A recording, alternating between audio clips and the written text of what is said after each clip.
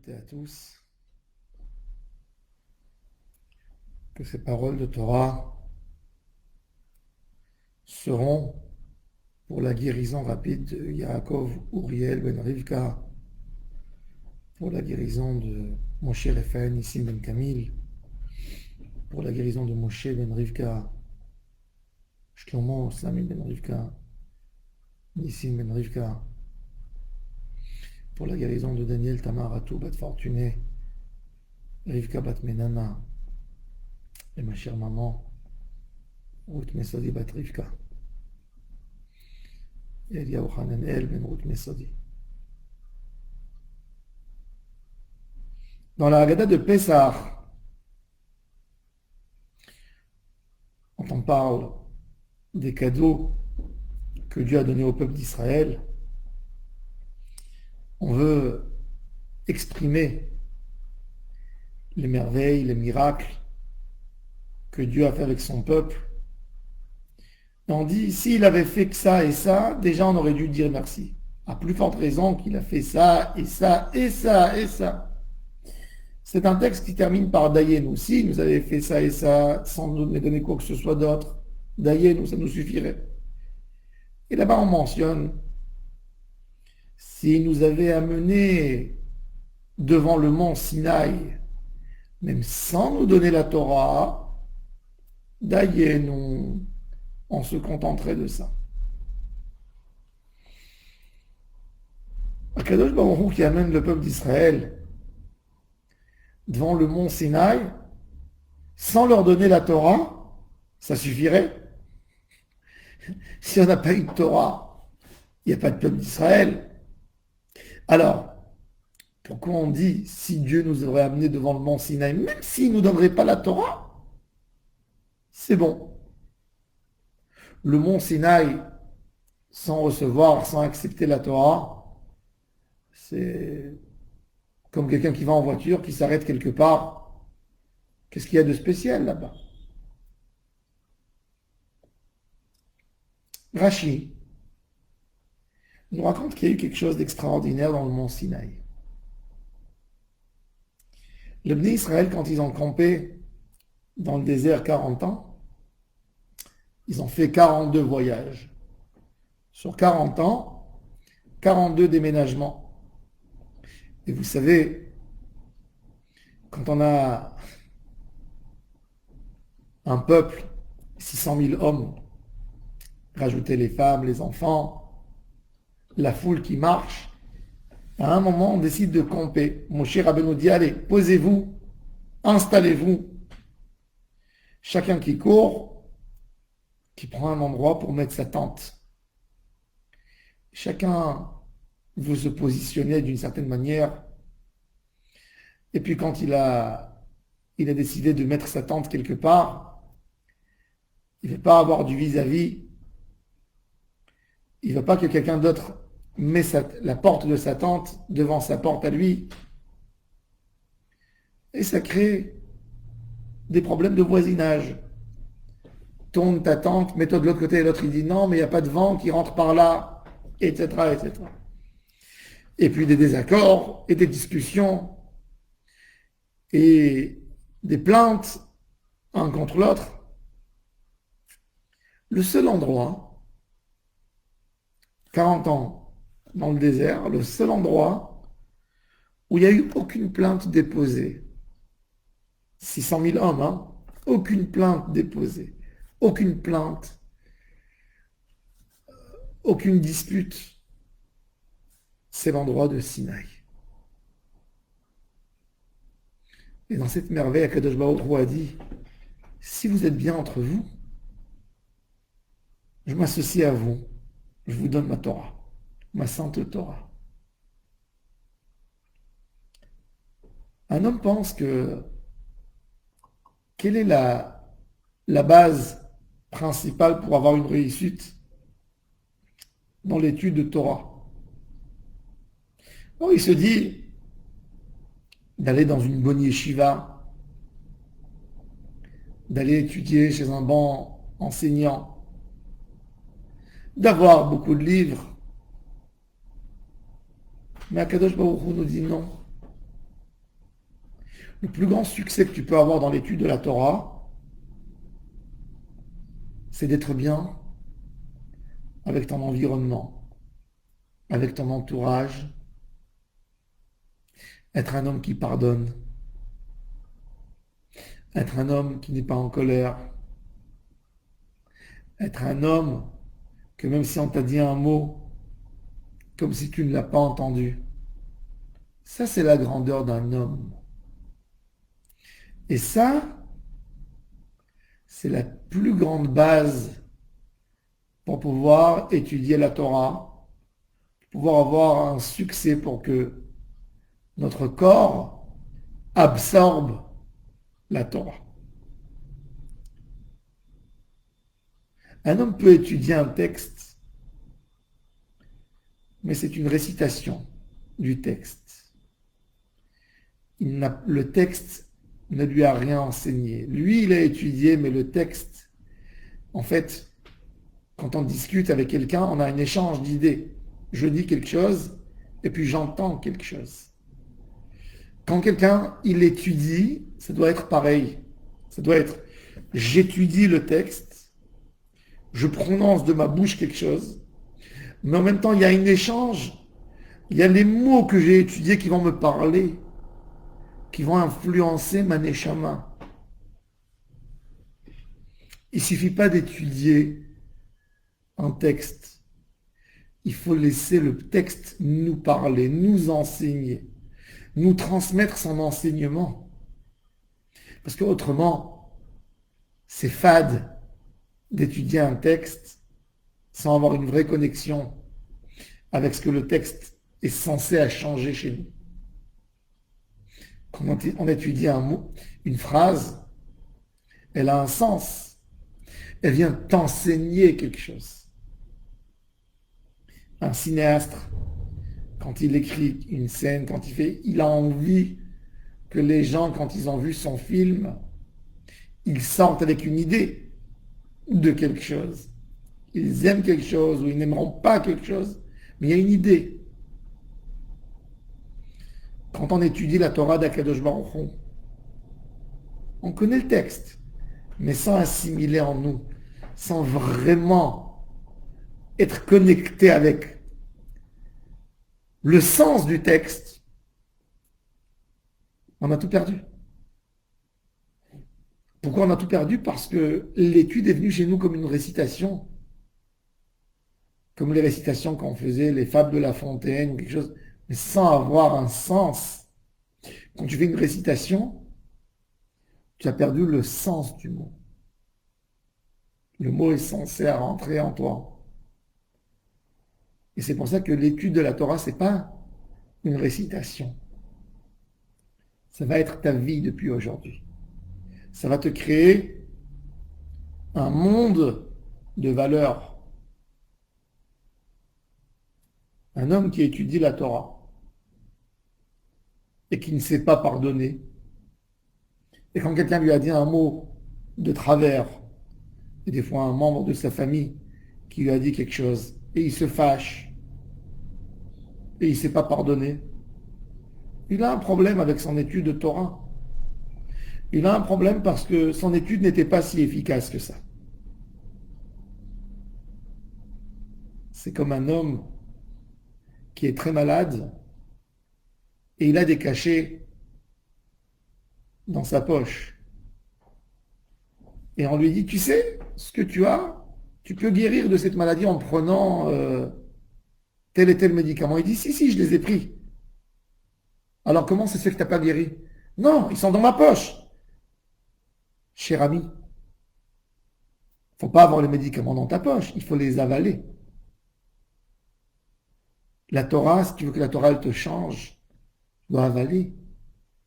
Il y a beaucoup de gens parmi nous qui ont la Torah dans leur poche.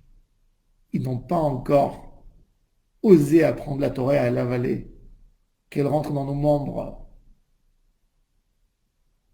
La plus belle préparation pour la Torah, c'est de savoir pardonner. C'est de savoir faire passer les choses. Il y a quelqu'un qui t'a fait du mal. Tu as été très vexé. de son comportement. Est-ce que tu es capable d'aller chez lui et de lui dire, je t'aime, t'es mon frère, même si tu penses c'est lui qui doit s'excuser. Mais il n'a pas eu cet esprit. Alors, tu dis, il s'est pas excusé, pourquoi veux-tu que moi, j'irai m'excuser? Parce que toi, tu as compris et lui n'a pas encore compris. Et n'attends pas qu'il comprenne. Un homme, des fois, par ses gestes, il pense, je veux lui faire comprendre qu'il s'est mal comporté. Tu lui feras rien comprendre. Il ne comprendra pas. Tu sais comment il comprendra? Quand toi, tu viendras, parce qu'en fin fond de lui, il sait qu'il s'est mal comporté. Quand toi, tu viendras, et tu demanderas pardon, même si tu n'as rien fait à ton avis, c'est là que tu vas lui faire réveiller en lui la teshuva.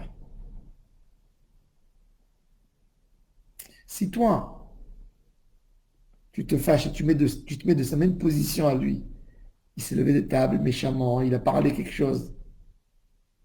Donc en fait, tu joues son jeu. Tu es devenu pareil comme lui. Alors elle est où ta Torah? Elle est où? Toute la beauté de la Torah, elle se manifeste dans l'homme quand on lui a fait du mal et il s'est pardonné. C'est ça la beauté de la Torah. Cet homme n'aurait pas été censé à pardonner. Et voilà, il a étudié la Torah, il a su être en hauteur, il a su pardonner, il a su se mettre dans une position que la majorité des gens, quand ils sont là-bas, on les voit de leur côté moche. Non, il ne s'est pas mis là-bas. Quand quelqu'un t'a fait du mal et tu as pris un recul et tu t'es fâché et toi aussi tu as lancé des mots et toi aussi tu es rentré dans ce côté, ben, tu restes dans le mauvais côté, dans le côté moche de l'humanité. Tu n'as pas de beauté. La Torah n'a pas fait de toi un aristocrate. Pourquoi? Parce que tu as étudié la Torah comme une halakha. Elle n'a rien fait de toi. Les médicaments sont dans ta poche. Ils n'ont rien changé en toi. Les vitamines sont dans ta poche. Ils n'ont pas agi sur ton corps. Si la Torah n'a pas agi sur ton caractère, c'est-à-dire qu'elle est dans ta poche et elle n'est pas dans ton cœur. David Amelech nous dit, Shlomo Kotvem alouach libera, écrire la Torah sur ton cœur, que notre Torah ait du cœur, que notre Torah soit liée avec le cœur, qu'elle agit sur notre comportement. Quand quelqu'un t'a fait du mal et toi tu lui rends un grand sourire. Quand quelqu'un s'est mal comporté et toi tu es gentil toujours. Ça, c'est la beauté de la Torah. C'est ce qui fait d'un homme un bel homme. C'est ce qui fait d'une une neshama extraordinaire. Ça, c'est la beauté de la Torah. Et ça, c'est le vrai cadeau de la Torah. Et c'est pour ça que la Haggadah de Pesach nous dit, si nous étions devant le mont Sinaï, même sans recevoir la Torah, si on a compris cette idée qu'il y a quelque chose de grand qui doit arriver, et pour recevoir quelque chose de grand, je dois être un grand homme. Quand quelqu'un a un rendez-vous avec le roi, en allant en rendez-vous, même s'il y a quelqu'un qui va le vexer, il ne va rien dire, parce que s'il va se disputer, il va perdre la rencontre.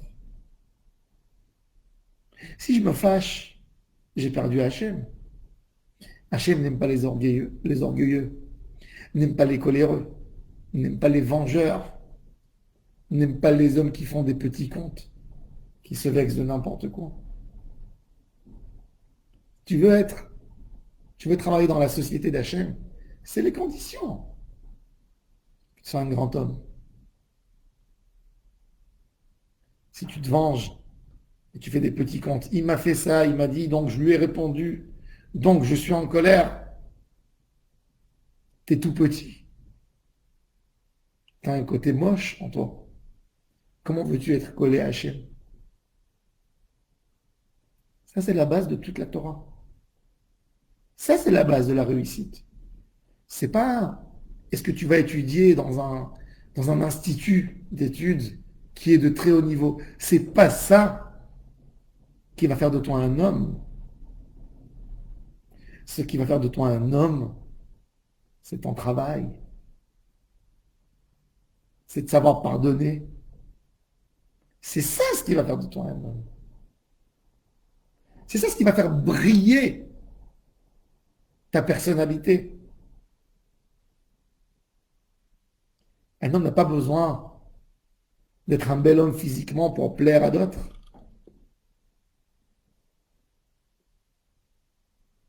S'il a un bon caractère, c'est son caractère qui brille, comme un diamant. Tout le monde veut de lui. Ça, c'est la beauté de la Torah. La Torah, la beauté du savoir, de ce qu'on apprend, c'est que quand tu n'apprends pas, quand tu es loin, tu n'as que à te vanter d'une richesse peut-être, d'une force physique, d'un beau visage, d'un beau corps. Mais quand tu as les valeurs, c'est ça ce qui est plus beau que tout. C'est ce qui fait de toi un homme d'exception. C'est ce qui fait de toi un homme que tout le monde aurait voulu être à côté de lui pour écouter une belle phrase qui fait sortir, pour écouter ses mots, pour toucher sa personnalité. Ça, c'est l'étude de la Torah. Et il faut le savoir, quand on étudie la Torah, ça doit agir sur nous. Laisser la Torah agir sur nous. Ne pas dire non, ça, j'ai pas envie parce que j'ai pas envie de pardonner à ce monsieur. Tu t'imagines les hontes qu'il m'a fait? C'est tellement petit, ces phrases. Tellement petit. Tellement moche. On reste tout petit. Ça, c'est le travail. Ça, c'est le travail de Kerevan ou Lifner Sinavaï Khan Sham Israël. כנגד ההר, כאיש אחד בלב אחד. שכל החניות שבמדבר השינודי, quand ils ont campé, ils allaient se disputer. Un homme, quand il voit ça, il se dit, mais je me suis disputé, j'ai pas parlé, tu t'imagines? J'ai pas parlé avec mon frère, j'ai pas parlé avec mon cousin 10 ans pour des bêtises, pour des histoires d'argent. J'ai pas parlé avec mon beau-frère, j'ai pas parlé avec mon beau-père parce que il y a une telle et telle histoire. C'est tellement petit. C'est petit, petit.